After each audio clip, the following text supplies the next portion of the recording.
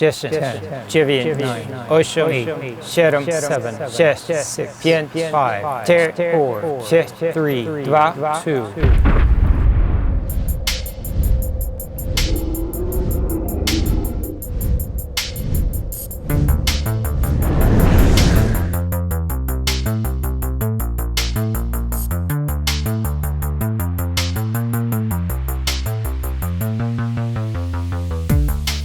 Cześć. Hello, this is Jason. I think it's about time we get into the timeline. MovieShop has two different methods of using timelines. One is a simplified version called Easy, and the other is RPN mode, which stands for Reverse Polish Notation. That one is used for multiple layers. You can have up to 99 layers of audio and video tracks. That includes special effects and different operators. I haven't tried pushing that limit. I'm just going by what the documentation says. 99 layers to work with in a system from the mid-90s is pretty nice. When you're ready to create your new timelines, or just timeline, go up to the menus, go to the Windows menu, down to Timelines. You have a bunch of different options in here. You'll want to start off with List. In the Timelines window, you'll find a list of all the timelines that you create. Clicking on New will create a new timeline. You can select an old timeline and delete it. You can save timelines for importing into other projects. And the load button is used for reloading a saved timeline. The lock gadget will prevent you from deleting, changing a timeline. It's a safety protection. If I click on New, another little window opens up, and it gives me the choice that I mentioned earlier. Easy, which is set up like a simplified A/B roll editing. There's a track 1 and a track 2 with an operator track in between them for different effects, titling, etc. The RPN mode, Reverse Polish Notation, is the multi-layer timeline mode. Reverse Polish Notation refers to the stacking order and how things get processed. It might take you a moment to adapt to that way of thinking, but it's not too difficult. We're just going to start off with the Easy timeline. Click OK, and a new Easy timeline is opened up. Let me bring back the timelines list. I can just click on my current timeline and change it. We'll call this Dragon Open. And it immediately changes in the title bar of your timeline. You don't need to keep this window open. As things get cluttered, you'll find that certain window arrangements are used for certain aspects of your project. We don't need that right now. Before we start adding anything to our timeline, let's take a quick tour. Across the top of the timeline are a number of buttons. If you don't see these in your version of MovieShop when you create a new timeline, you may need to turn those on. Go up to the Settings menu, go down to Timeline, and it opens up Timeline Settings.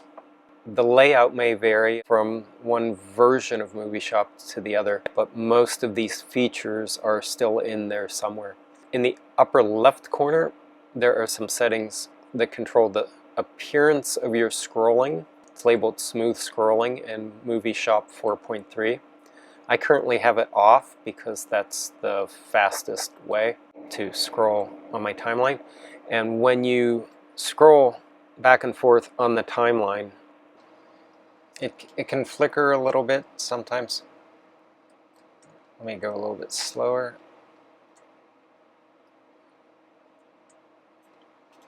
But usually it's more responsive that way. If you use mode 1, that's a little bit smoother. Mode 2 is the smoothest. And you don't see the same amount of flickering. It really depends on how fast your system is and the graphics card you have installed. Choose whatever works best for you and what works best for your particular setup. So a faster system with a good graphics card may be fine with mode 2. My system may be fine with mode 2. So keep your eye on the playhead, or the position marker as it's called in MovieShop. When I change the settings for position marker from auto to narrow to wide, you'll see its size increasing and decreasing. This is auto. This is narrow, a little bit wider. And this is extra wide. Index lines, I'm not going to worry about that today. Toolbar is what I was talking about. When I click this on and off, you see the timeline change. If you weren't seeing the buttons across the top of your timeline, check this setting. See that toolbar is turned on. With this item checked, I have different visual buttons across the top of my timeline window. If I turn it off, I still have some of that functionality, and it's presented in a much more condensed form. So if your screen is cluttered and you want to simplify things, you can turn off the toolbar, and then in the upper right of your timeline window, you have some different letters and a few symbols that correspond with features that are present when you turn the toolbar on. So this is just a condensed version of your timeline. We'll skip the next two. If you want to customize the look of your timeline, basically the color scheme, color selection, you can click through these predefined settings and maybe find something that appeals to you.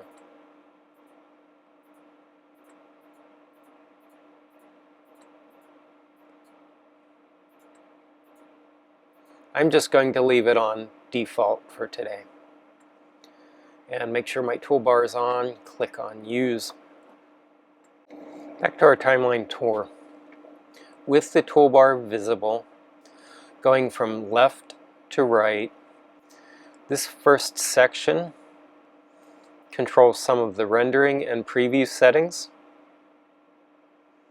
If I click on the question mark, it's going to check my timeline to see if there are any problems that it can identify. Maybe some misaligned clips or misaligned operators.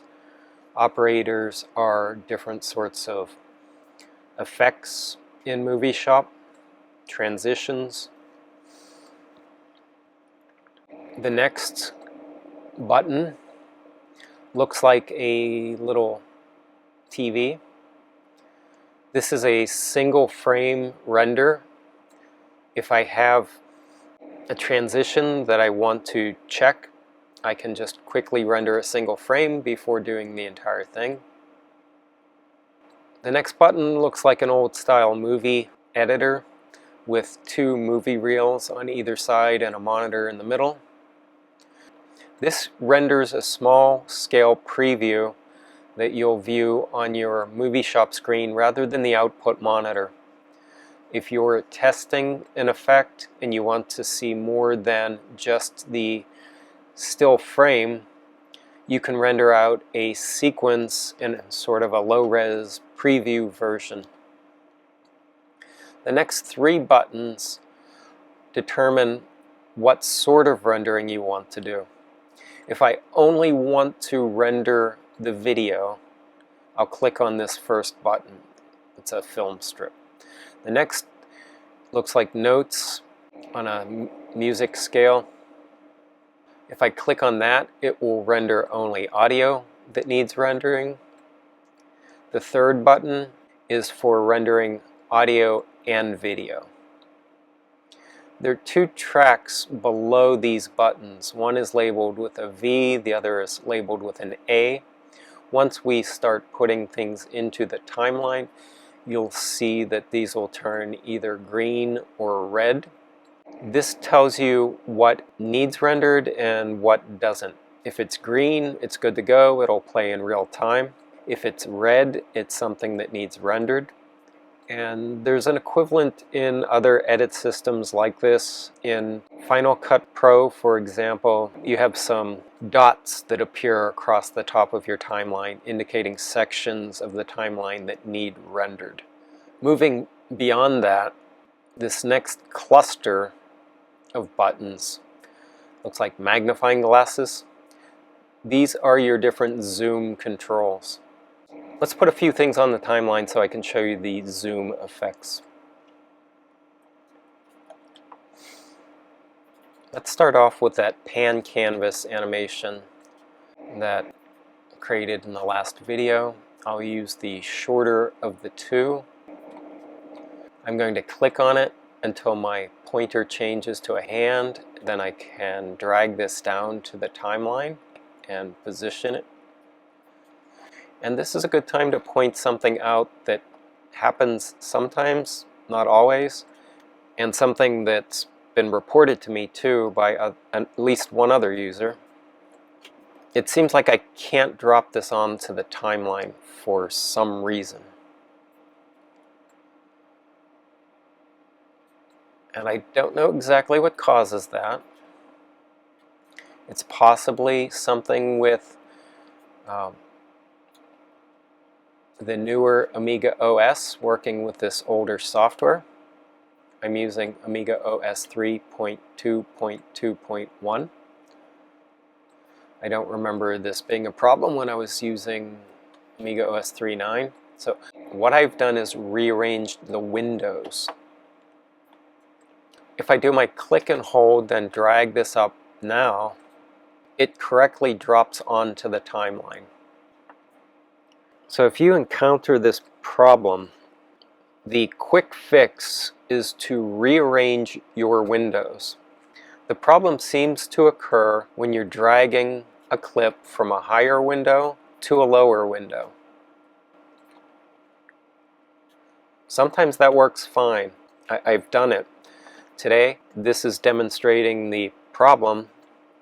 Now if I move the scene list window below my timeline and I drag up into the timeline rather than down, there, it works perfectly. I don't know if that's a conflict with the new AmigaOS. Perhaps it's something with the RTG, the retargetable graphics system that I'm using. I have the latest version of P96 installed, and I'm working with a Retina BLT Z3 24-bit display card. One other MovieShop user reported this same problem, and they're using a newer ZZ9000 graphics card on their system. Maybe it's the P96 system, or maybe it's the AmigaOS. I think they have the same version that I do. If you run into that, rearrange your windows. And while we've segued into window rearrangement, let's go on another tangent before I get back to the zoom features. Go up to the Windows menu, down to Timelines Options. There are a few other things that might be useful. This position window can be useful. Whatever I click on in my timeline, it tells me where the start and stop point is for that selected clip, and it gives me the length of the clip. Let's open some other stuff. Let's have the timeline list open. We'll move my scene list over a little bit.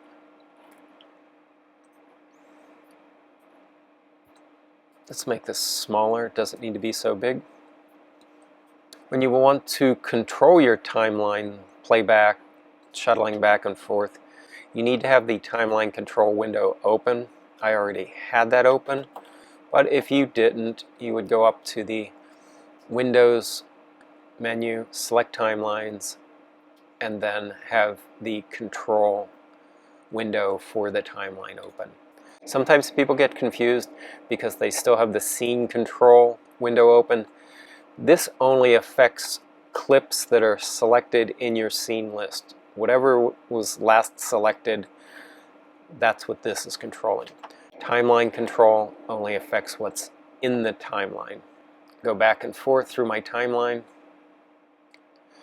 I don't have much of interest on there yet, just a multiple selection of the same clips. If I want to delete something, I can just drag it outside the window. So we have a few different windows open. If we like this particular arrangement, we could go to Settings, Window Arrangements, and then save a new option. It's going to ask me for a title.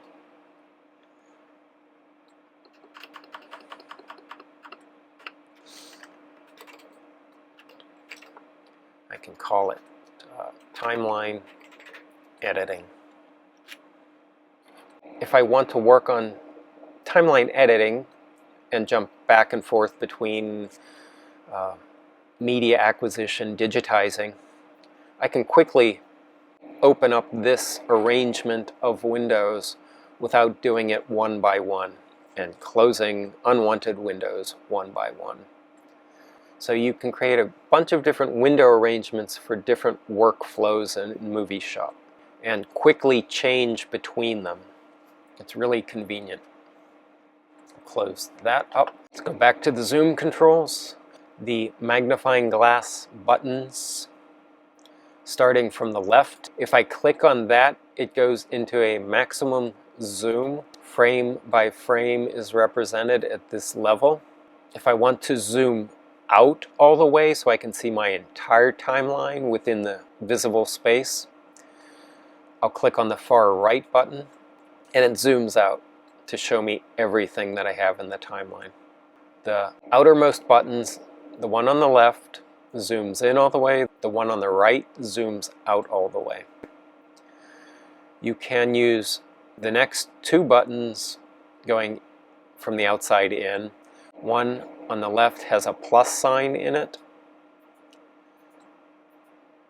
I can zoom in by clicking one level at a time. I can also zoom out by clicking on the one with the minus sign.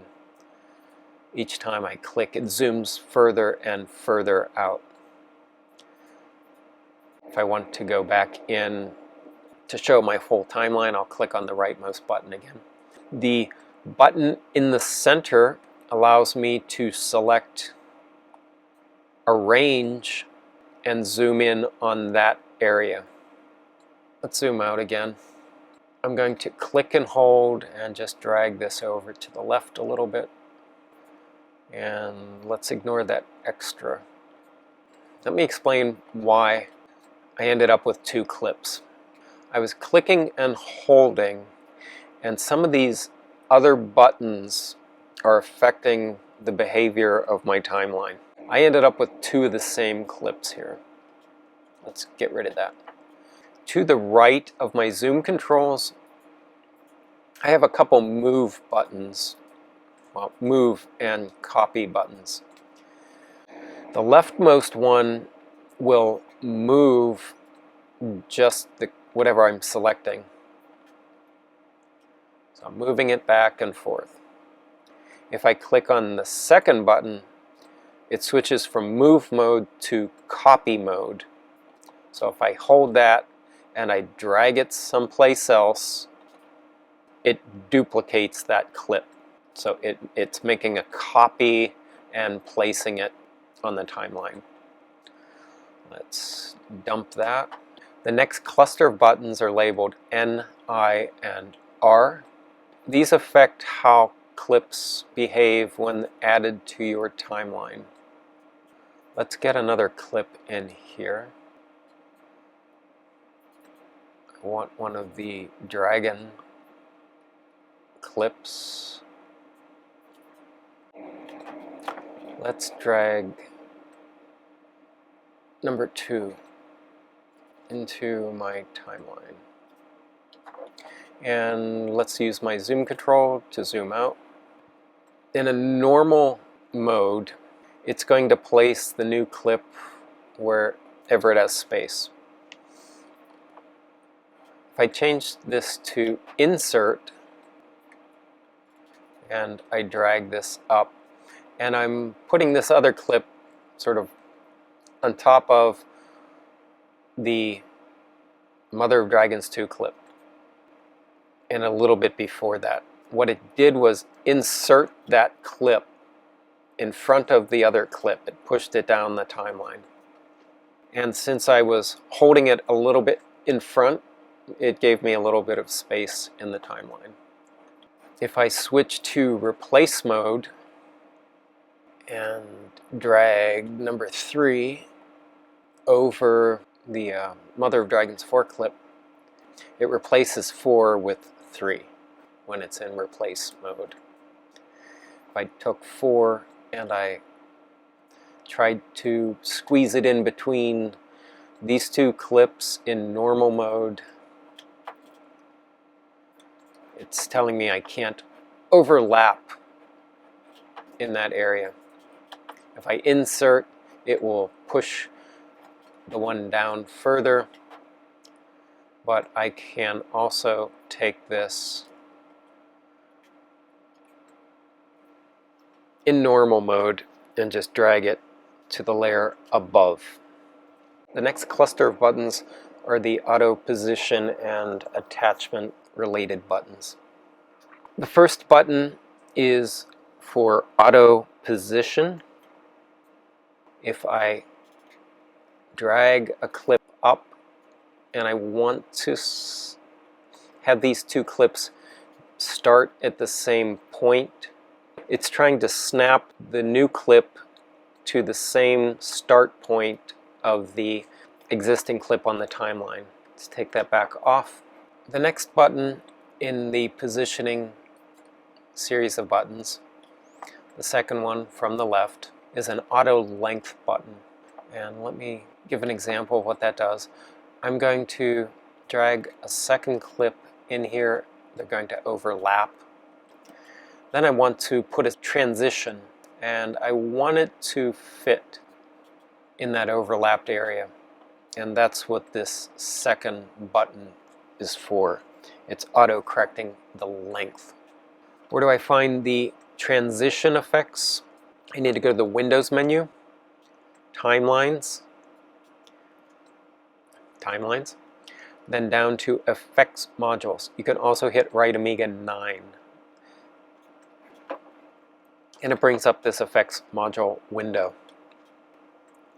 While I have my scene list and my effects modules open, let me go into Settings under Miscellaneous and show you something that you might want to do.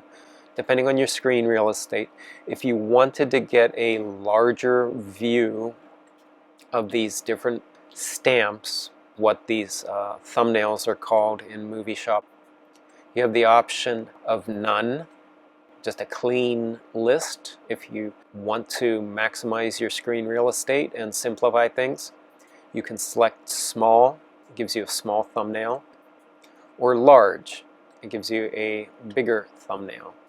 The same thing will affect your operators. Don't be confused by this. The Windows Effects Modules, when you open it, it's called Effects Modules. The stuff in here, MovieShop refers to as operators. So in the Miscellaneous Settings window, you're looking at the operator list options to affect how this appears. If I select None, it just gives me a text list, very simple. Small gives me a small thumbnail or stamp, and Large gives me a larger version of the thumbnail. I typically have mine set to small. Your timeline can also be affected. Let me bring this window forward. Go back to Stamps tab. Your timeline can be condensed, making it smaller. really small, small, and large.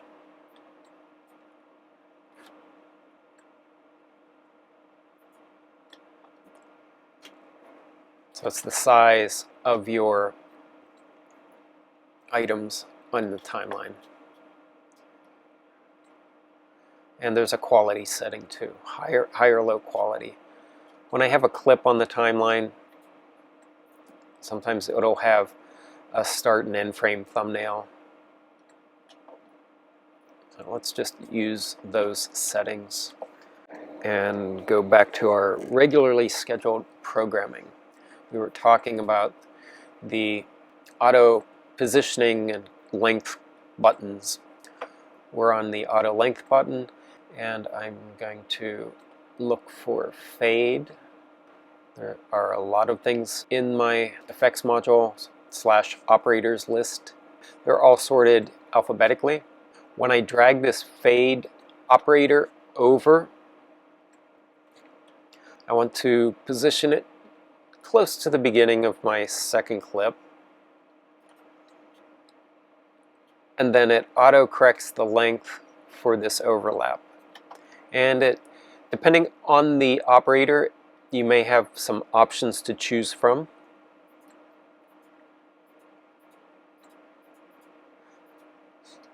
You can fade through from track 1 to track 2.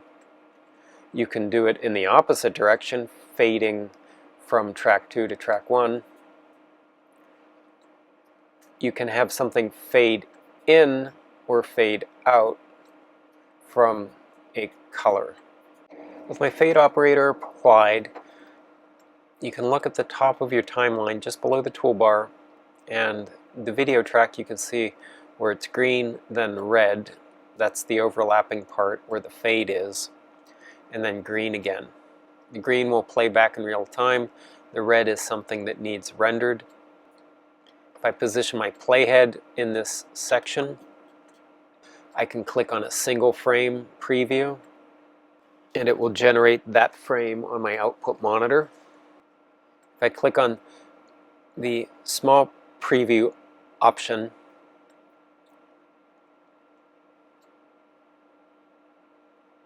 it begins rendering an animation that will appear in this little window on the MovieShop screen.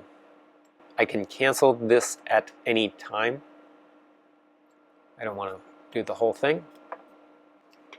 In the small preview window on the MovieShop screen, I can play back a sort of thumbnail-sized version of what I just rendered. It's a faster way to check things before you do a full-blown rendering. I think that's fine. I'm going to delete that. And then I'm going to go back to my timeline and click on the Render Video button.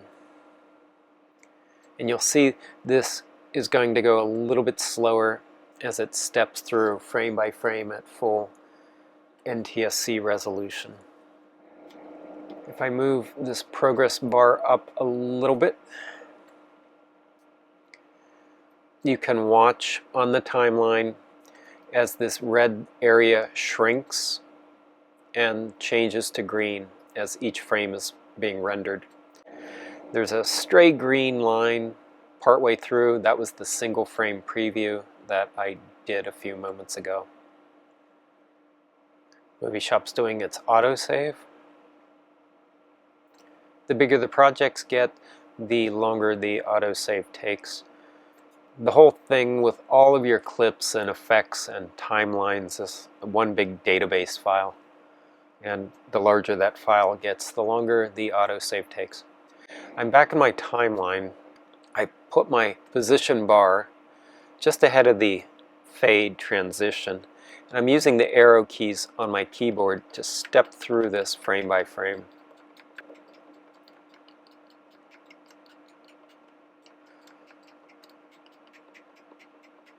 And you know what? I don't like how my pan canvas animation just kind of stops. There are a few extra frames at the end of that animation where it holds the frame. And I want to have some continuous movement across this transition. Okay, let's take a little closer look at my timeline. I want to shorten this clip up. If I click and hold on the end of the clip, you can see that my pointer changes from the arrow pointer to, it looks like two arrows pointing left and right. I'm in trim mode now, and I can shorten this up. I want to find where I still have some movement, and there I cut it down. I want to take this fade and match it to the new length. I'm going to do the same sort of thing and slide it over.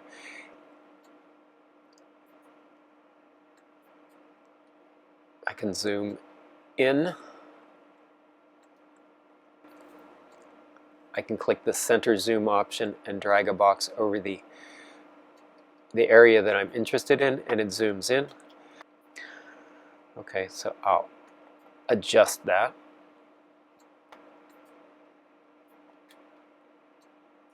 I can zoom in even further, and yeah, it looks like it's pretty well lined up here. So clicking on the rightmost magnifier option, it's going to zoom out to show me my full timeline within the available visible space. And now I'll do render again.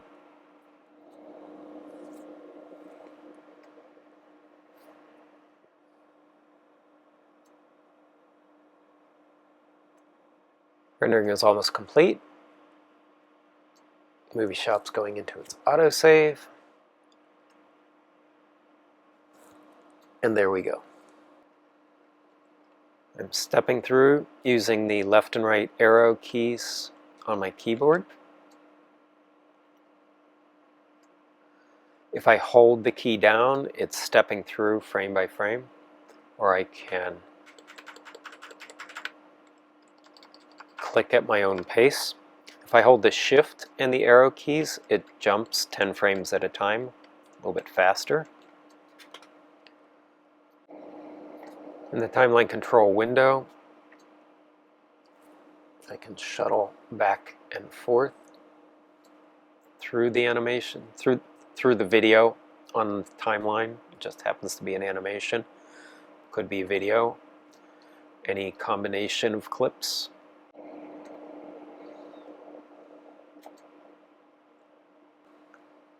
During your scrubbing and shuttling back and forth, whichever method you're using, keyboard or the time control window, you'll see it updated in real time on your timeline. You see the current index marker, current playhead, current time indicator, whatever you want to call this, sliding back and forth. I can also click on play, and MovieShop will fill up the RAM buffer that I have it set to and begin playing as soon as the buffer is filled up. You also see the playhead sliding across your timeline when you hit play. And you can watch it go through the animation in real time. Full frame resolution, 24 bits.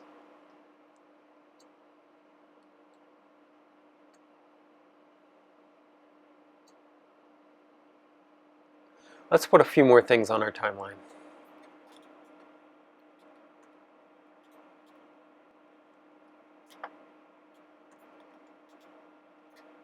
These are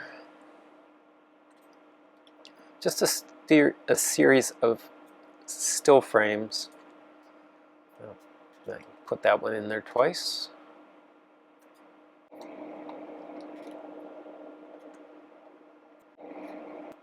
Showing a progressive stacking of layers.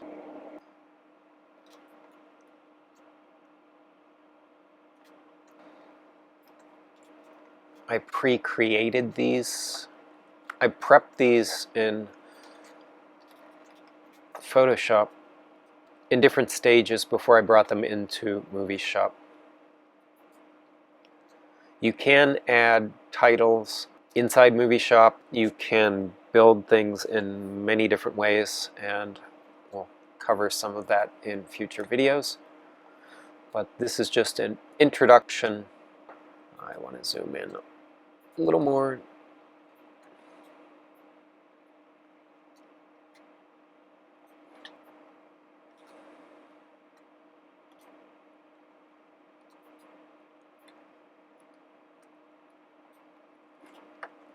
I'm not too worried about exact positioning, just doing this sort of quickly, throwing up a couple fade transitions.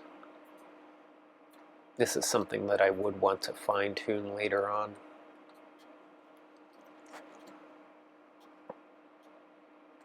Sometimes you'll see a window pop up and it will be to your annoyance.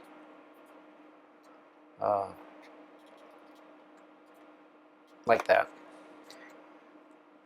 It's just giving me the fade operator options if there are any. Oh, I can't just grab the end of this. Come on, there we go. Let's look at a different transition effect. Any of these catch your attention? Now I don't expect an answer. This is not live. I'm just scrolling down this so you can see what's in here. There are a lot of different effects.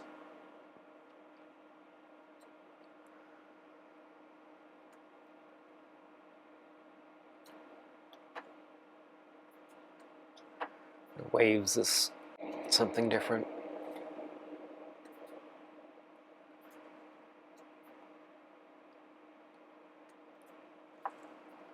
Let's render this out and see what happens. I get an error message from MovieShop saying parsing error at frame 21 seconds. Wrong number of inputs for operator waves. It needs 2 inputs and it only found 1. Dobra. Okay. Let's cancel and take a closer look at that. MovieShop might just go ahead and render what it can, but let's correct that error. I could have also done the check timeline and it would have told me there was that error. So you can get in the habit of doing a check timeline. Let's see what we can find here.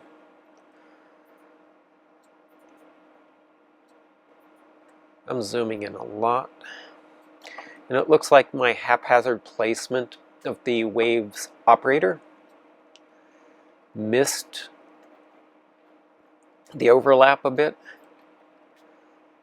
So when it said it was looking for 2 inputs and it couldn't find it, that was why. It was too far to the left.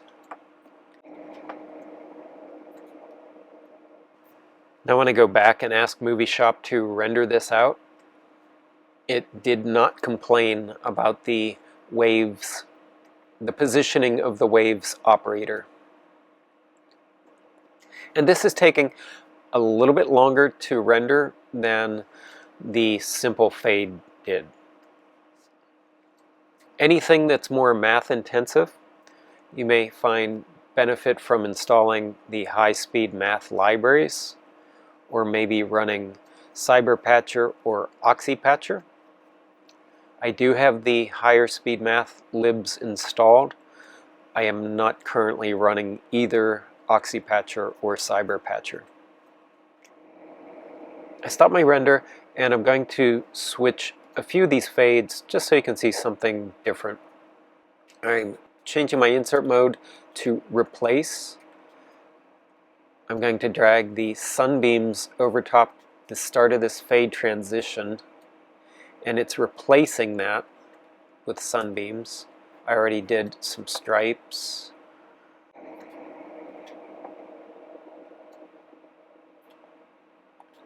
Let's try swirl. No complaints from MovieShop. It's picking up where it left off with the unrendered waves.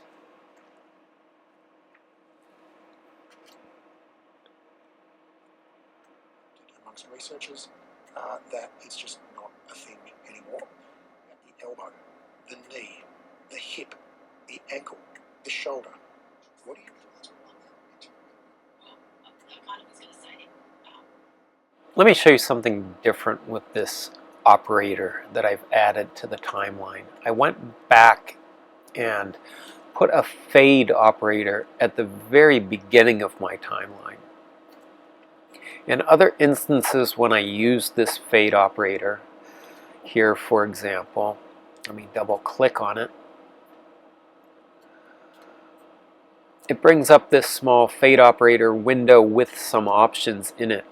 This second fade operator, or the first one I added to the timeline earlier, was set to through, and it's requiring 2 inputs. So you see that right here. Let me close that and go over to what I did on the first one. This fade operator I changed from through to in. You can see here the input required is only 1. That's why I don't need anything down here on track 2. What's going to happen is there will be a fade from black. So it's fading in from black. I could put one at the very end of my sequence. If I wanted to fade out to black, I would cycle through the options and select out. Note what happened to my rendering as I cycle through the different fade options. Even though I went back to the original setting, MovieShop now sees this as unrendered. And there is not an undo option. So you need to be careful with some of the changes that you make.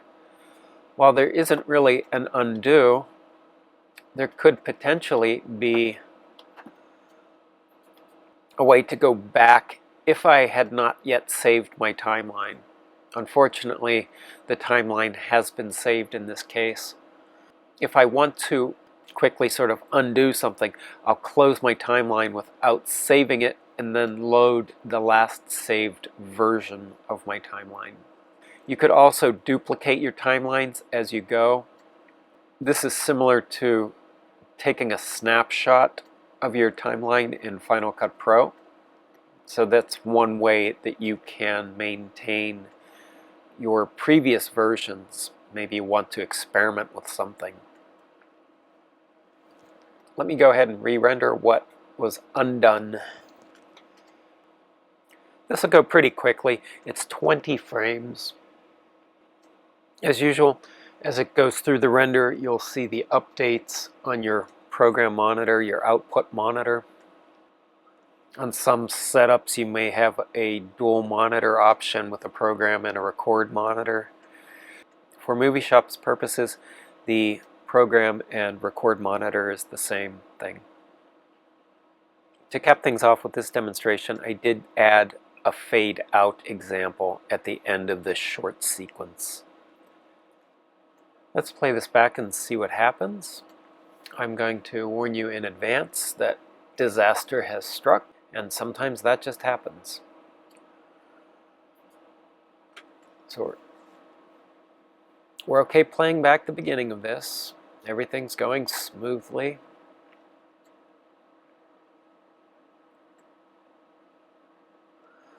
And we're going to go part way through that wavy transition. Bam. Massacre. Boom. Disaster. Disaster has struck. Okay, it says airplane frames. What's that all about? Well, I'll tell you. Let's look at some display info. Here's the frame where things failed. The display info for that frame. And you can see the byte rate has gone over the 2 meg limit. This is just a little bit too much.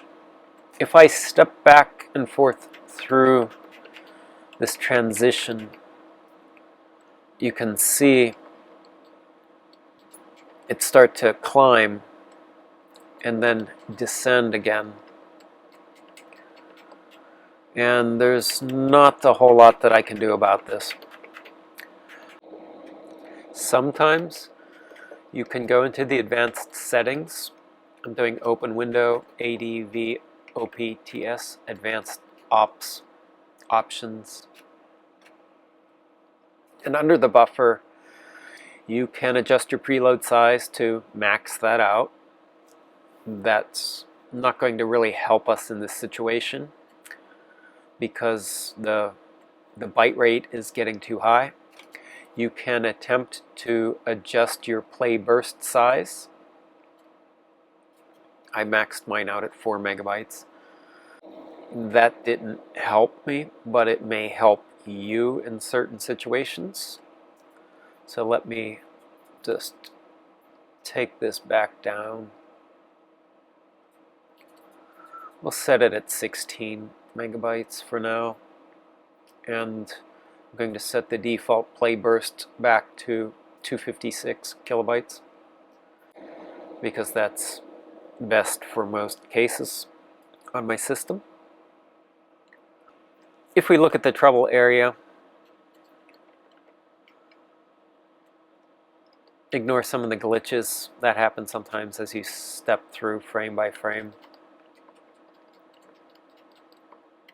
What's happening is I have a very detailed image, and even with my lower JPEG quality setting, there's just a lot of information there, and it's being complicated by the transition that I'm using, this waving transition. Another thing that you may be able to do in some cases is to go into your settings and down to screen type. I'm choosing a different screen type. I'm going to lower the color depth. On occasion, changing the color depth and or the resolution of your display will let you eke out a little more bandwidth over the bus. That didn't help in my case, but I wanted to show it to you. Maybe it will help in some situations for you with MovieShop. Note that when I drop this down, something else I wanted to show you by changing the screen mode, when you drop the color depth down to 16 colors, it goes into a black and white mode. So on your system, if you don't have a graphics card and you're working on, say, a stock 2000, you may only have 16 colors as your maximum option. So you would be in this black and white mode, this grayscale mode.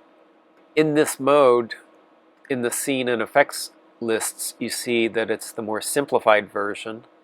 You don't have the thumbnails present. Something else to be aware of. There are a lot of settings in MovieShop.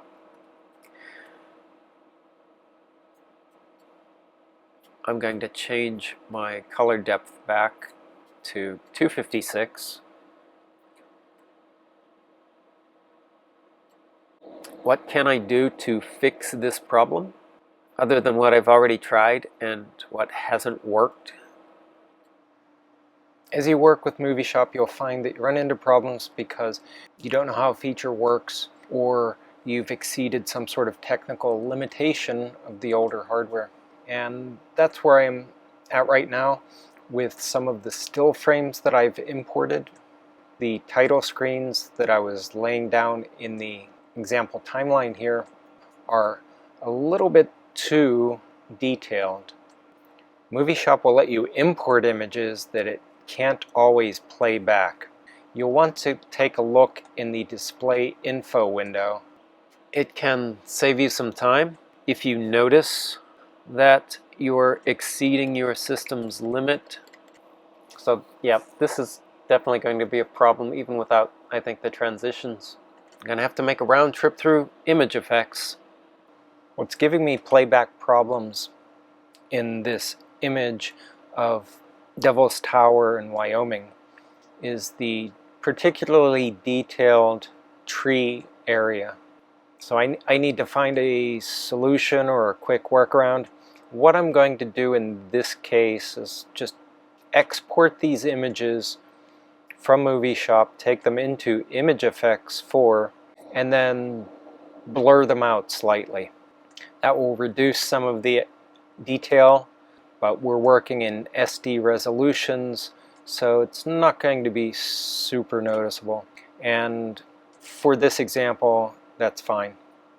I could go back to my original CD and load the images from that, and then do the ImageFX blurring using those images, but why not show you how to export something from MovieShop? That's what I'm going to do now. If you go up to the Settings menu, then down to Import Export, it opens up another window. Import Export Settings. You have a few different tabs. One is for image importing, one's for video exporting, one is for audio exporting. We're going to select the Video Export tab. For the image format, I'm just going to export an entire frame. I'm not going to do anything with deinterlace. That is an option. You have a few different file types to select from, and two of them are IFF. The one that I'm going to use is the more standard IFF ILBM. That will load in ImageFX. The first one, it is a type of IFF. IFF Deep is a 24-bit RGB and RGBA type file that's used by TV Paint. It's also used by the VLab still frame digitizer. IFF Deep is not something that ImageFX likes, so I'm just using IFF ILBM as my setting. I'll just click on Use. Let me push the timeline to the background because I'm going to use the edit block. In the scene window, I'm selecting my first title screen card. I don't want to export this entire thing. I just want to do one frame. So I'm going to go into the edit block, the edit window, use the block functions. First, select Mark Block. That sets an endpoint. If I want to export more than one frame, then I would use my scene control window and slide over to however far I want to go. I'm just going to leave the in frame and out frame as the same. So I hit Mark Block to set the in. I'm going to select Copy to essentially mark an out frame. If you look at frames in block, it shows one individual frame. Now I can go up to the Edit menu and select Export Block. It's going to ask me where. I already have the directory set up on my temp drive. I'm going to export this as title screen 1. I'm going to repeat the process with each of the other title cards. Mark Block to set the in, Copy to select the out, Edit menu, Export Block, change the name,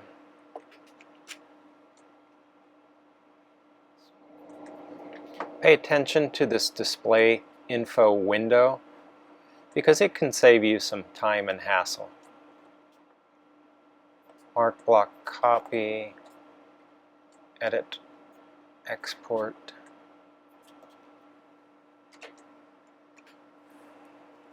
Title screen 5. Title card, I think, is more appropriate. Okay.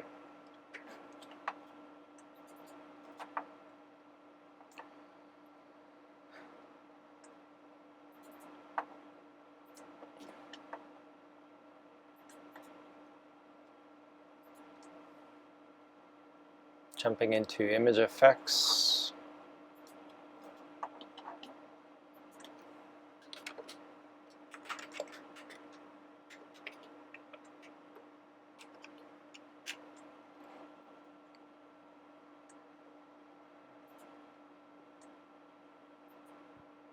In ImageFX, you can load one frame at a time. I can hold down Shift, I can select multiple frames. It recognizes the file format. It doesn't need to have a file extension. It looks at the data in the header of the binary file. If I were doing this in Photoshop and I don't have a file extension on a format, or just file extension in general when I'm on the Mac, it gets confused, it complains, it doesn't know what it's looking at.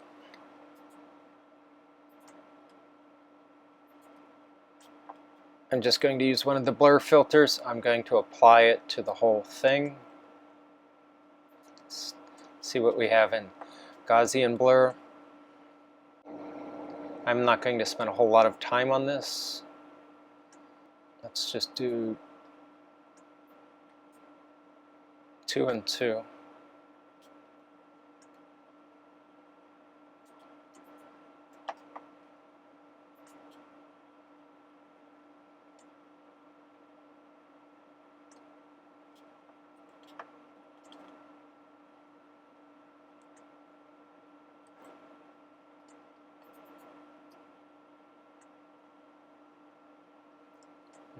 Let's not do 2 and 2. I think that's a bit much. Undo. Go back into that. Let's take this back down to where it was originally, 1 and 2.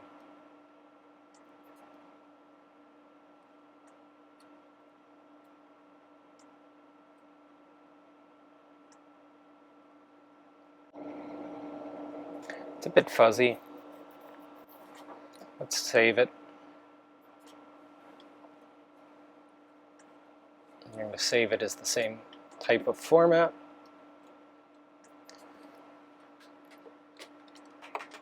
I have to go back into my directory or choose a new directory.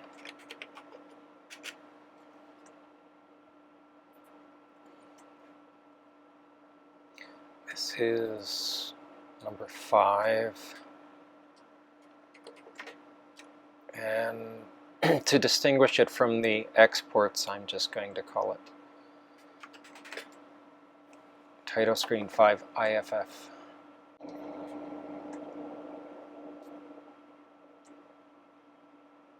I could go in here with a lasso or something and just select the most detailed areas. Not going to do that today. Let's do this blur again.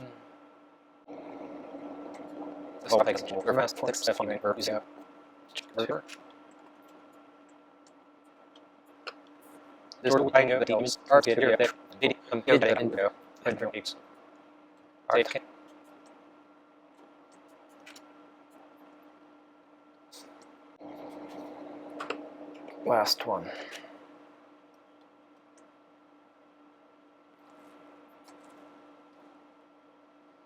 Guess I want to quit. One quick aside on keyboard shortcuts for those that aren't familiar with the AmigaOS. Obviously you have to be using an Amiga to use MovieShop and VLab-Motion, but if you're just watching this out of curiosity, in the AmigaOS, the keyboard shortcut to jump between applications is left Amiga M. There are 2 keys on either side of your spacebar. You have a left and a right Amiga key. I'm holding left Amiga key and tapping the M. Generally, each application you have on the Amiga opens up on its own screen, rather than everything opening up on the desktop. The desktop is called Workbench in AmigaOS. Wherever you are in the screens that you have open, you can always jump immediately back to Workbench with left Amiga N. So M cycles you through the screens, the different applications. I opened up a few extras. You can have as many applications open as you have memory available. And wherever you are, you can jump back to Workbench immediately. In the upper right corner of each screen, you have a gadget that you can click, and it cycles you through all the screens. So that's another way to do that. Back inside of MovieShop, these are the old ones. Remember, when we're importing things, we need a container, a new container. Otherwise, it's going to go, the import is going to go into one of the other things in the scene list that happens to be selected. If I want it to go into this new scene, I need to click on that, make sure that I'm not clicked on something else. I want to import. Let's go to Title Screen 1 IFF. It's bringing it in. The byte rate is 1.55 on that new import. Let's do another one. New. Okay,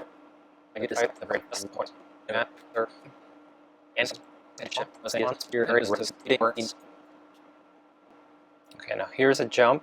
It went from 1.56 to 1.73 as all the text appeared on the screen. I can set up text in MovieShop, something like this. I don't have to do it outside of MovieShop, but I didn't have this style of a font. I do have software somewhere in my collection that will take a TrueType font that is common on other systems and convert it to something used natively by Amiga. Then I could use it here. That's just a few more steps than I wanted to take at the moment. I have one more frame to do, and as I was doing this, if you had noticed, going up to the menu each time, there is a keyboard shortcut for import frames. You don't have to go into the menu each time. I can just create my new scene, write Amiga I. It will take me right into the import. Let's load up the last title card. This has more text on it, and the byte rates jumped up to 1.84 megabytes per second. I will quickly rename these.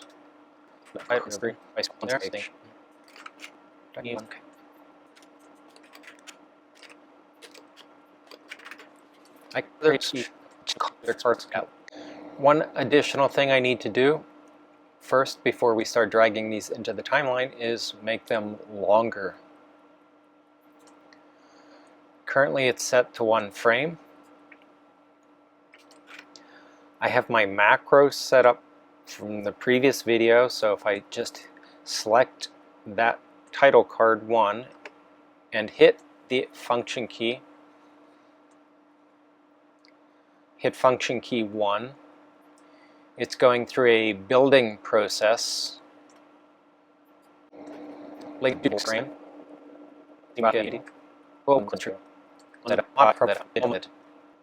Now we have longer title cards.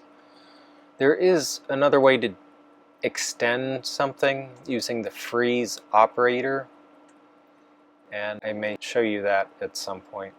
It's more work involved than what we just did. Let's drop these onto my timeline.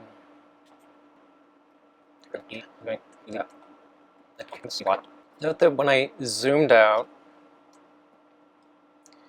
each of the clips on the timeline lost the thumbnail. There was a little thumbnail that's appeared at the beginning and end of each clip. That happens when you zoom out far enough. It prioritizes the name of your clip, title card 3 for example. Let me put the playhead here, or the position marker. I'll zoom in. When I zoom in far enough and there's space enough on the display, then it will show you the stamps, the thumbnails for the clip at the start and end of the clip. So here and here. There's enough room for the title. If I slide back to the beginning, the very first clip is still too short, so you don't see anything on there. The title's long.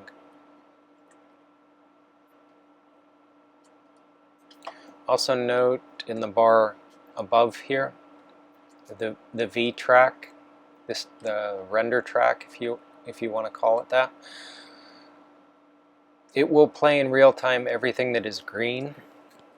There are a few areas currently that require rendering because we have some overlapping clips, and MovieShop's not sure yet what we want to do with that. Should we continue playing title card 2, or should we jump down to title card 4? We're going to throw in a few effects between these clips. The effects modules are also called operators in MovieShop. I may use those terms interchangeably. Not all of these effects or operators will work in the easy timeline mode format. Some of them require multiple inputs, and in the easy mode we are restricted to how many tracks we have here, so we can't feed it sometimes what is necessary. Some operators perform functions that require other operations to be done to them. If I'm creating this alpha channel for something, then I may need to use a compose operator to combine it with something else. Let's select the first one, across, and we'll drag it in here.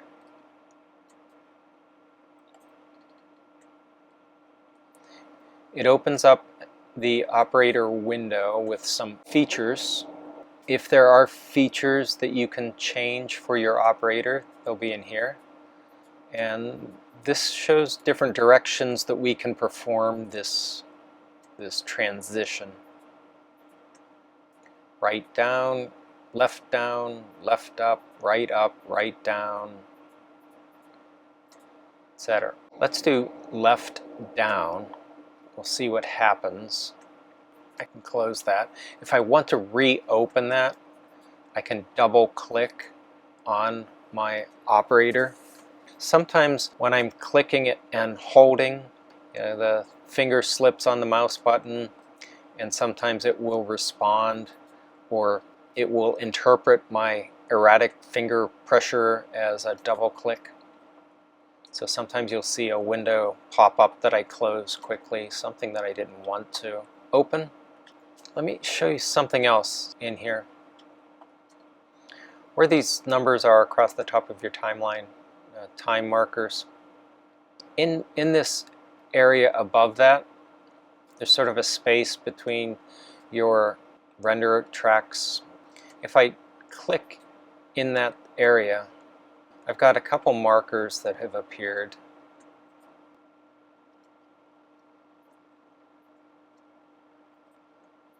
And you can adjust these. Under the Windows menu, if you go into Windows Timeline, I mentioned there are a few different things in here that you may want to use while editing.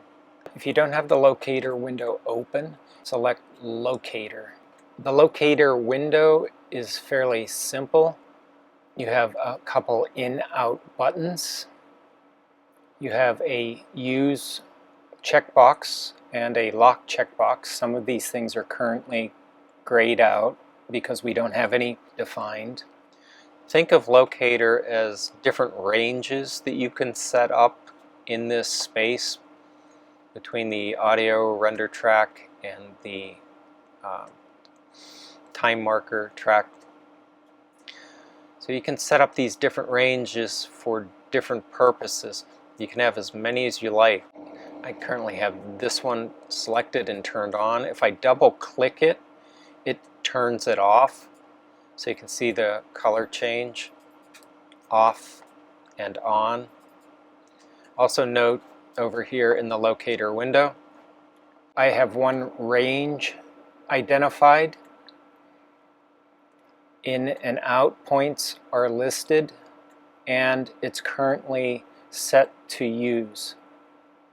If I turn use off, you can see the bar is no longer highlighted. That toggles on and off as well.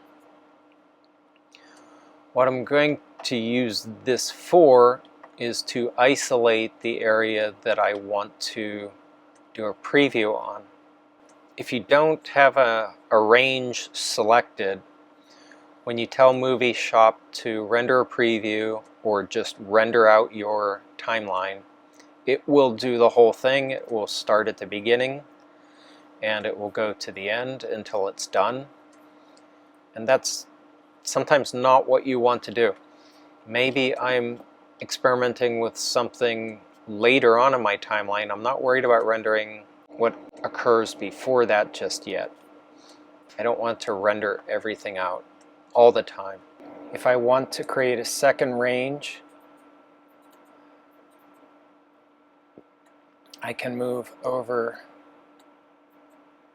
here.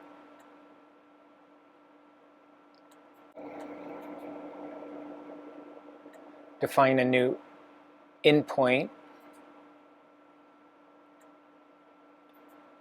and a new out point. So wherever my playhead is, where my current timeline indicator is, current time index, position marker, whatever you want to call your playhead bar, you can set that at your in and out points and click in and out in the locator window to set up a new range. Note that the previous range disappeared, but it's not really gone. If I go to the locator window and click in my list of locator definitions, you can see in the timeline how there are two ranges still defined. There's only one visible at a time, but they are still here. You can have as many ranges as you like. They can overlap. With items in your list, you can now see that delete all and delete buttons are ungrayed.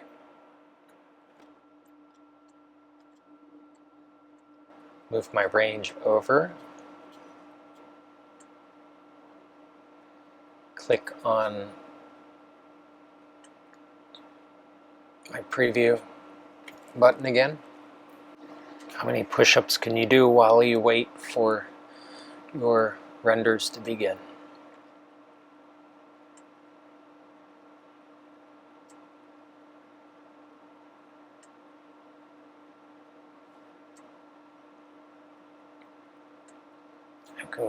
We can get an idea of what bouncer is by watching the rendering.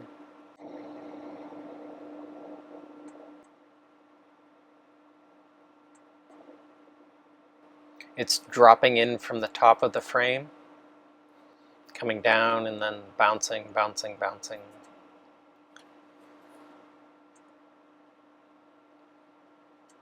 Each time a little bit less. I went back and I shortened up some of my title cards and re-rendered things. Rendering's complete. Let's take a look at our results. Pan canvas animation is playing smoothly. This is the dragon animation clip from the stock footage library storyblocks.com. That's our cross transition, our bars transition, bounce, circle from inside out, collapse, and fade out. And it's looping. I mentioned that there was another way to extend a still frame into a longer scene or a longer clip without using the macro that I modified to do that.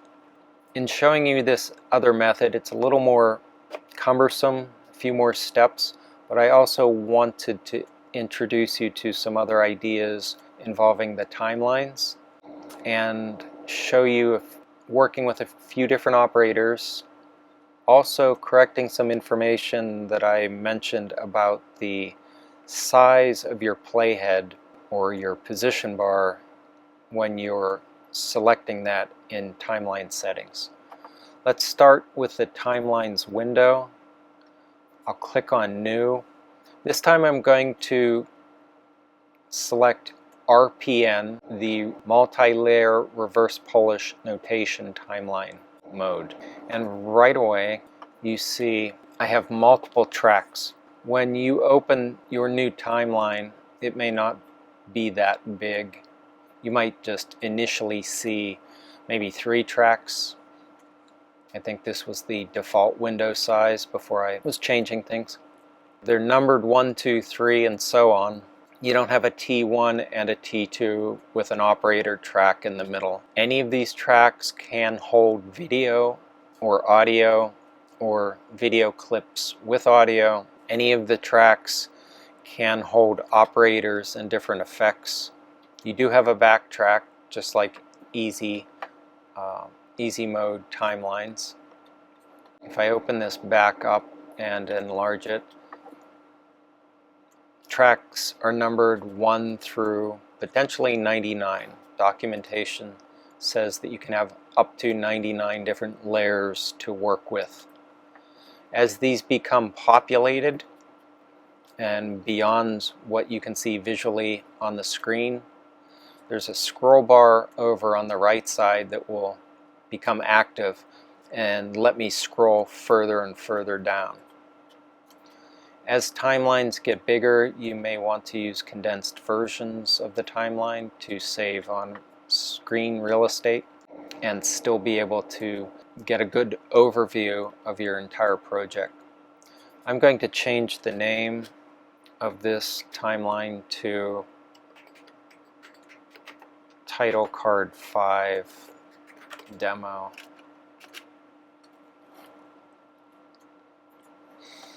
I'm going to drag from my scene list title card number 5.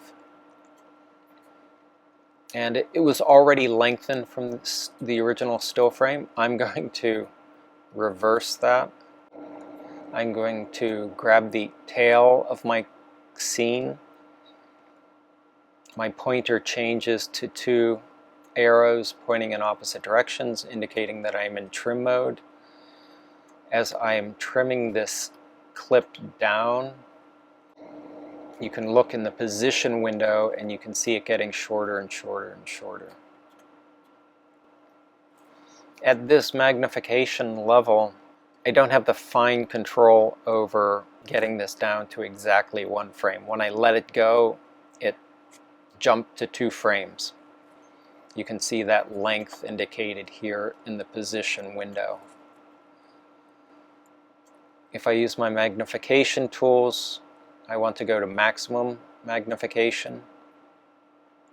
You can see I have 2 frames here. You also notice right away this fat bar that's currently sitting on the 2nd frame.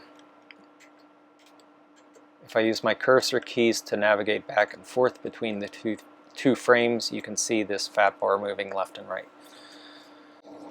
That's my playhead. That's my position marker. And let me go into Settings, Timeline, and correct or modify what I said earlier about these settings. The auto setting adjusts the width of your playhead or position marker, as MovieShop calls it, to the exact width of one frame, and it will vary with your magnification. If I zoom out, you can see it becomes narrower, narrower, and narrower. At a normal magnification, when you zoom further out, it appears as just a very thin line, and sometimes maybe even thinner than the narrow line. Let's zoom back in. If I select narrow, then what you'll see in the timeline as I jump back and forth is just a single skinny line at the start of the frame that it's currently on. Frame 0, it jumps to the left, and then if I go to frame 1, it will jump a little bit to the right, like that. If I switch my position marker setting in timeline settings to wide, it gives me a fatter playhead. And it is centered around the start of the frame. When I zoom out, it's about the same width, but it appears larger and larger compared to the size of my clip. Sometimes, depending on the zoom level, if I really zoom out, it appears to be the same size or maybe even larger than my clip. This is only 2 frames long. I'm going to switch the position marker settings to narrow and select Use. I'm going to trim my title card down to exactly the length of 1 frame. Then I'm going to go over to my effects module window. If your effects module window isn't open, you would go up to the Windows menu, Timelines, and then select Effects Modules. You'll notice that some of the windows have keyboard shortcuts next to them. If this wasn't open and I did not want to go to the menu system, I could hold the right Amiga key and 9 to open up my effects modules. MovieShop calls this effects modules. The window, the stuff inside that window are called operators. Sometimes I will refer to the effects modules window as the operator list. So I'll use these terms interchangeably. Effects modules, operators, effects operators. For the freeze operator to work correctly, we need to have a dummy track filling up the space that the title card will be extended over. In another application like Final Cut Pro, the dummy clips are called gap clips.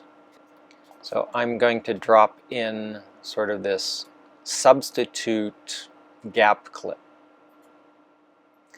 And I'm choosing to use another operator. This is a background operator. Some operators are transitions.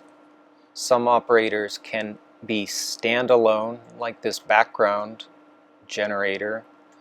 It creates a colored frame, either a solid color or a gradient. So it's convenient for doing that. Some operators apply effects to other scenes. My background's going to serve as the dummy, the extension dummy, the extension gap clip. You could insert anything from your scene list. Could be another clip, a video clip, an animation clip, another extended still frame clip. Whatever it is, this second clip on your timeline is used to extend the first one. Let's go down the list. I need to find the freeze operator. I can use these up and down arrows to sort of step up and down the list, or I can grab this scroll bar control and jump up and down faster through my list. Here's the freeze operator, has a stop sign symbol on it. In dragging it to the timeline, if I want it to match up pretty easily, I'm going to match it with background so that it snaps to the same length, and then I'm going to slide it over to the left a little so it's overlapping with my first frame. We're ready to render this out. Let me caution you on using the freeze operator. If you're tempted to do a single frame render just to see how it's turning out, see what it looks like, I can render this first frame. That's going to mess something up with the freeze operator. It's not going to behave as you expect when you render successive frames. It will just render out black where I have the background clip or whatever I had used as my dummy gap clip. I don't know why that is. I just know that you, from experience, you should not use the single frame render. So let me just show you that really quick. This is the first frame. You know, that looks okay. Then maybe I would go over to the middle, and I want to see what that looks like. No, black frame. Okay. Then maybe I just think I'll just render the whole thing out and see what happens. No. Black, black, black. I hit cancel. There's a brief delay here. Don't do any single frame rendering. It just messes up the freeze operator. I'm going to slide this around. That changes things in my timeline so that everything becomes unrendered, essentially. My status bar up here, render status bar for V, is all red. Don't touch the single frame preview. Just go right into the full render. And now, as we watch this rendering out, we are seeing full extension of the first frame. So whatever it sees at the first frame for the freeze operator, it's duplicating that over the rest of the frames. Like I said, this method is a little bit cumbersome, but you may find it useful in some circumstances. Maybe I just wanted to quickly still freeze frame something in a video clip. Maybe I would use this method.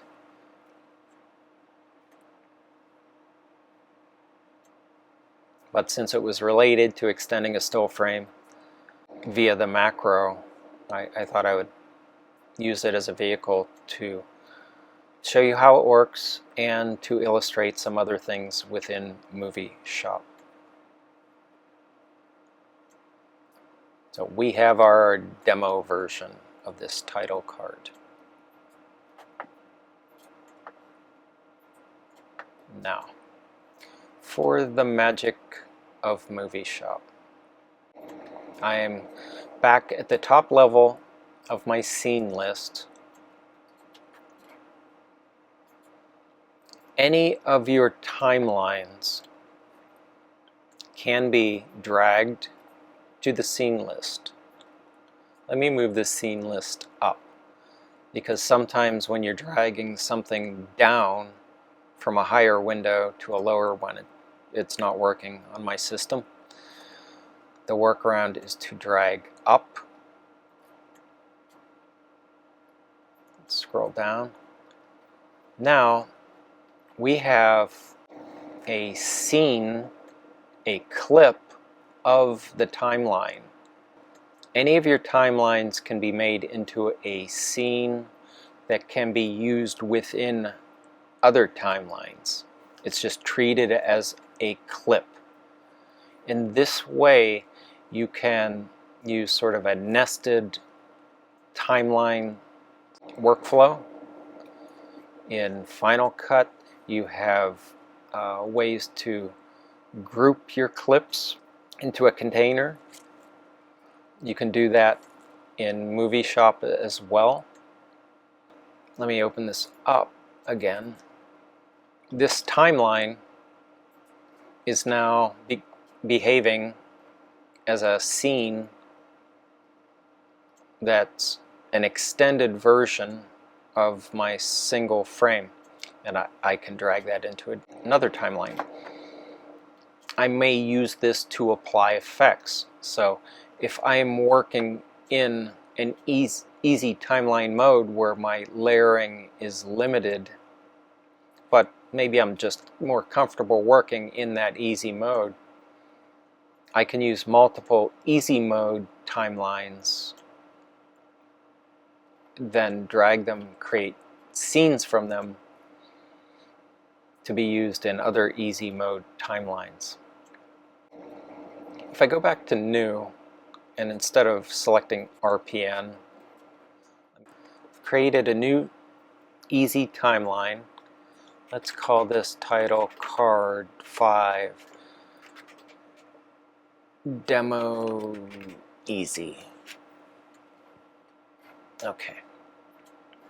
We're going to take what we created, drag it up into our new timeline.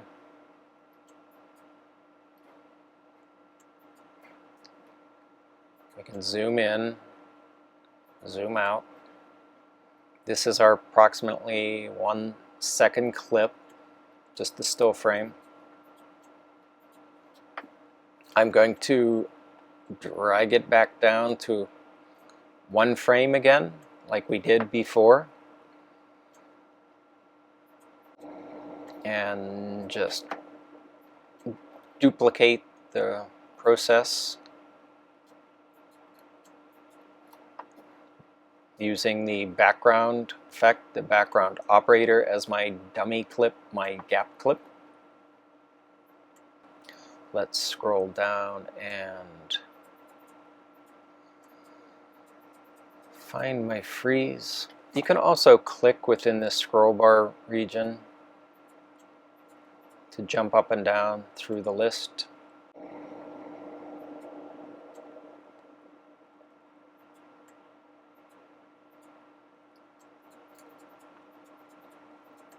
So I'm flying right by it. Freeze. Drag my freeze in here. It's lined up to snap to the clip above it in position and length. I'll extend it over the whole thing. Remember, we're not going to generate a single frame because that messes up the freeze operator. We're just going to render the whole thing.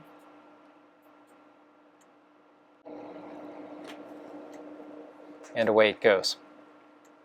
You can do this sort of thing in either the easy timeline mode or the multi-layer RPN reverse Polish notation timeline mode. I started off with the RPN mode just to show you how that timeline appears a little bit differently from the easy mode. But essentially they have all the same buttons, the same sort of layout. You just have up to 99 layers to work with in RPN mode.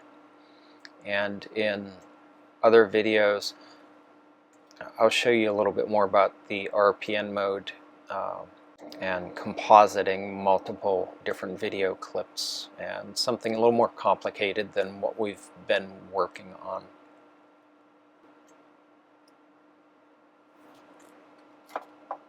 That's the extension in both RPN and easy modes. I'm going to move this up. I'm going to drag my easy timeline into the scene list. Now it is a new scene. I'm going to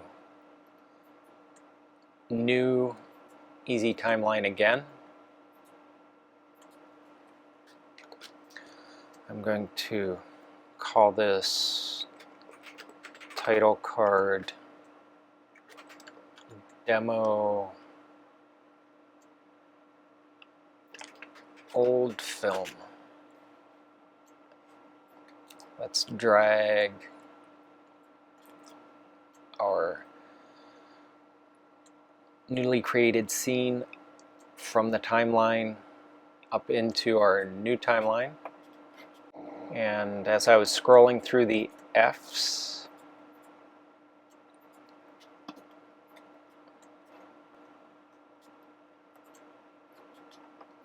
I noticed what caught my eye was the film operator. So let me show you another operator effect.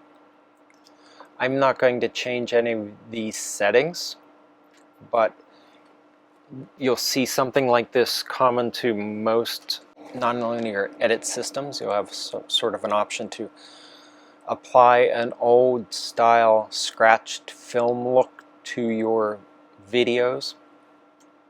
Today, the more common thing to do is to provide old VHS type standard definition video looks. You get that CRT video glitch instead of the old film look. Back in the old SD days, the old film look was the thing to do. I've applied the film operator,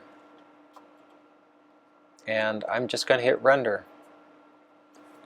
Just using the default settings. If I really wanted to fine-tune this, then I would render individual frames to test my settings. Maybe I don't like how super sepia tone this image is.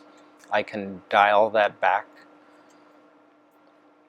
I can bring back some of the color. I can put more or less scratches on there, more or less dirt. You saw that there were a number of options within the that particular operator. Number of different control options. So that's essentially timeline nesting 101, the basics of it. But note, if I go back into the actual timeline and I make changes to it, those changes don't propagate to the scenes that appear in my scene list. So what I currently have in my scene list, title card 5-demo, won't be changed by anything that I do to the original timeline. If I want to sort of update it, then I need to drag that updated timeline into the scene list again, maybe retitle it, but just keep that in mind.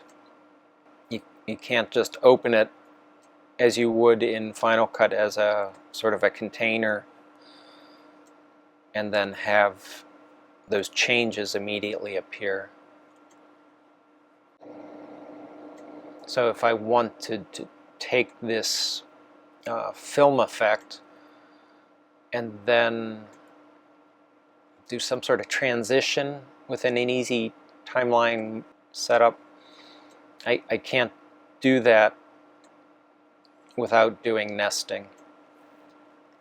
It's done rendering, but if I had a second clip down here on the T2 track, I couldn't put another operator in the middle to do a flip or a dissolve.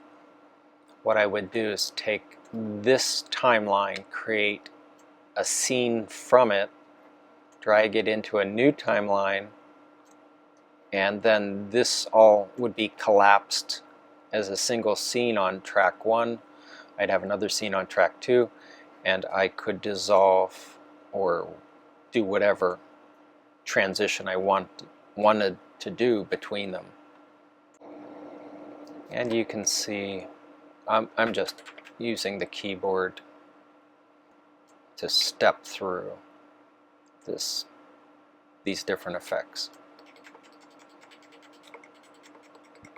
You can see all the dirt jumping around, and you have a little bit of shake and jitter applied to it. If I click on play, it's going to fill my playback buffer. And here we have it. It's going through a very short loop, just over a second long.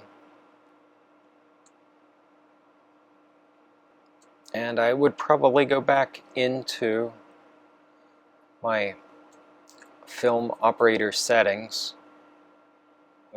Sepia tone is controlled by this antique slider. It's currently set to 83%. It's pretty high. But that tinting is applied on top of this desaturation. It's labeled as gray, and it's 100% gray, which means 100% desaturated. If I wanted to bring in some color, let's take it down to 50%, and it just rendered everything for me. Do a single frame preview,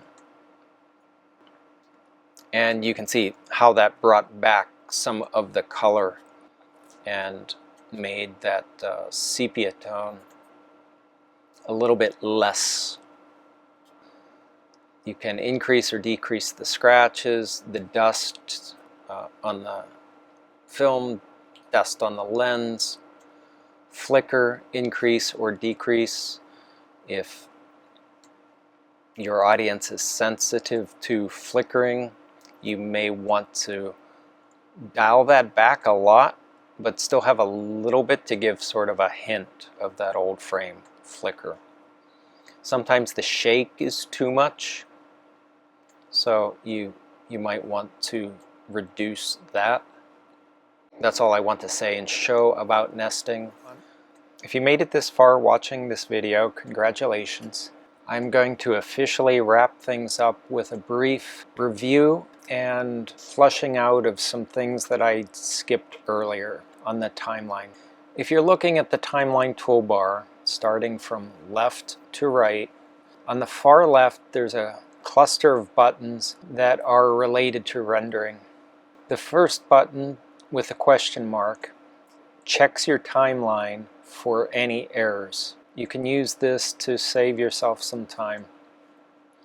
The next button over looks like a little TV set. It's a single frame render.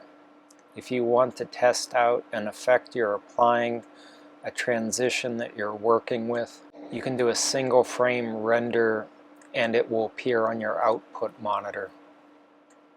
The third button from the left looks like a little Elmo 8mm movie viewer, a little monitor in the center, 2 film reels on either side. This will render out a sample in the preview window on your MovieShop screen instead of full resolution on your output monitor. This will save time if you want or need to judge the motion or have some more information than what you get from a single frame preview.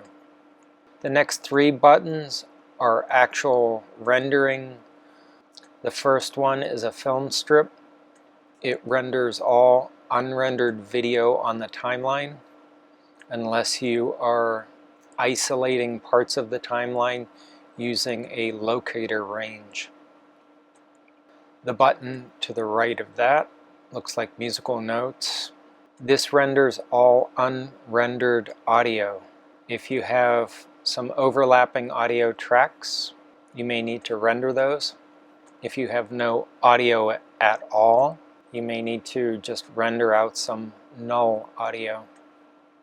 The button to the right of that, the last in the cluster of render-related buttons, is the render both video and audio, and it does exactly that. The next cluster of buttons over are for your magnification. Starting at the left, you can go into a maximum zoom mode where you're working at the frame level. On the far right side of the magnification cluster is the zoom out to fit the entire timeline within the visible display. Working in towards the middle of this cluster, you have a magnifying glass with a plus and one with a minus. This is for zooming in and out one step at a time. The centermost button is a selection zoom. You can select the part of the timeline that you're interested in, and it will zoom in on that and fill your visible display. Moving over from the magnification buttons, going to the right, we have some placement buttons that affect behavior of moving clips on the timeline. The first button allows you to just move the clip anywhere you want. It moves that clip. The button next to it is a copy mode function. You select a clip on your timeline, and wherever you move to, a copy of the original clip is placed there. Earlier in the video, you saw sometimes I was ending up with duplicate clips, unwanted duplicate clips on my timeline. That's because I had the copy mode turned on. The next three buttons to the right are labeled with N, I, and R. This affects insertion behavior on the timeline. When you're in N mode, that's normal. You put the scene on the timeline wherever you have the space to do so. Insert will push things to the right, placing your new clip in front. Replace will exchange clips or scenes. The clip that you're moving from your scene list to the timeline is going to replace whatever you're hovering over. To the right of those clips, we have a cluster of 4 buttons. These affect attachment behaviors. The first button in this 4-button cluster is an attachment button that lines up your incoming clip with the starting or leading edge of an existing clip on your timeline. If you're trying to line things up, these are like magnetic snapping functions in Final Cut and other NLEs. The second button is an autocorrect length button. When you line up your clip next to another one on the timeline, MovieShop will match up the length of the 2 clips. It'll stretch the incoming clip or operator to match the length of what's on the timeline. The third button is another sort of magnetic feature. It's an auto attach button. If you move a clip behind something or after something on your timeline and you don't want to worry about being a frame or 2 off, so you get a little bit close to it and it magnetically attaches to the clip before it. Those first 3 buttons can be all turned on or turned on off in any combination and work together with each other. The 4th button is unique. When it's turned on, the other 3 are turned off. The 4th button is a select button. You would have 2 clips selected on your timeline, and then when you move something like an operator into the timeline near these 2 selected clips, it automatically adjusts that operator to match the overlapping area between the 2 clips. If I'm doing a dissolve and I wanted to match it up exactly using this select method, then it would auto fit my operator into the overlapping area between the 2 clips. The next or remaining set of buttons I really didn't discuss earlier. The next two are related to audio crossfades. One does an even transition from clip A to clip B when doing the crossfade. The second button will fade the audio out halfway through the transition and then ramp up the incoming audio from the halfway point forward. So one audio fades out completely before the next audio starts to ramp up. There's no real mixing. The final two buttons at the top of your timeline are Select All and Select None. So you can select everything in your timeline with the first button. You can deselect anything that is selected on the timeline with the second button. And that's your toolbar across the top of your timeline.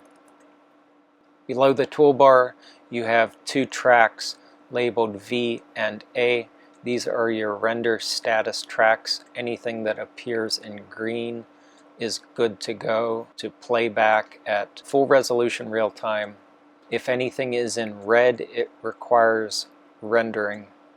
Below the render status bars is where you would see ranges appear if you define any locator ranges. Below that, you have a time index. And below that are where your tracks live. I really didn't get into the backtrack on this video. I'll save that for a future video, but I had it turned on because it's something I did want to talk about, and this is already a long video, so I cut that part out. Below the backtrack, you have your audio and video tracks. In easy mode, you have track 1 and track 2 with an operator track for transitions and effects in the middle. Track 1 and track 2 can contain clips with or without audio in them. The backtrack can also contain a video clip that has audio with it.